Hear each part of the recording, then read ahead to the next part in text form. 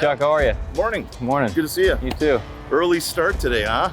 Yeah, got to beat this wind this morning. So I see a lot of material still around here. I know you're just putting in the drainage. How much more do you have to put in?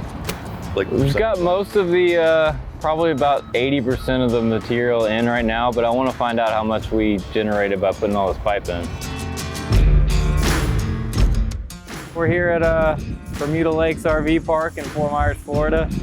The goal for today was to come out and get some drone topo data on this job site, find out where we stand in relation to the finished product. The importance of being able to use a LiDAR drone to fly a site that's got foliage on it, it's got trees, is that you can get a really accurate topo even with that stuff being there. In other words, you're getting millions of pixels of data as opposed to 50, 100, 200 shots.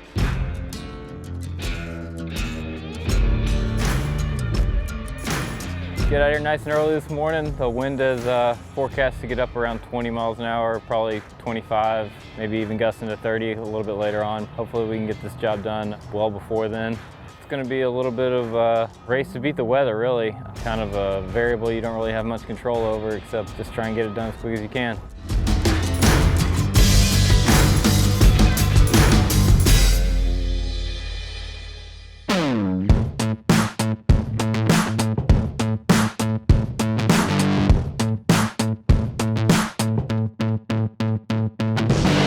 He's planning the mission for this morning on the MD Cockpit tablet.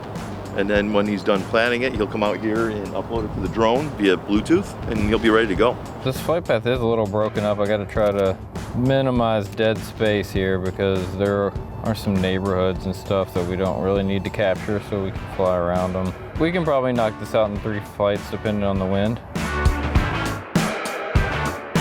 So right now we're looking at the tablet. It's going to its first waypoint, which happens to be called an alignment waypoint. So the alignment waypoint is basically exciting the IMU and getting it ready for flight. And once the payload is okay, it'll go green on the screen and you'll actually see that. Like the direction you're doing it now, you wouldn't do it lengthwise, right? Ideally you would. No. Ideally you would do it in like 2 passes that way. 2 passes?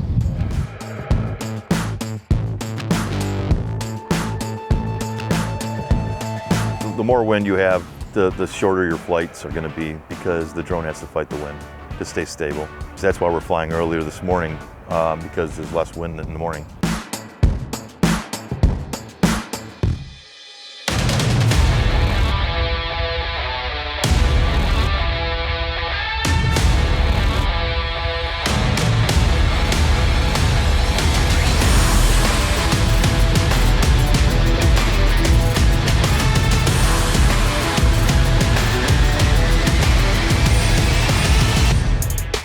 Yeah, just a quick battery swap after the first flight.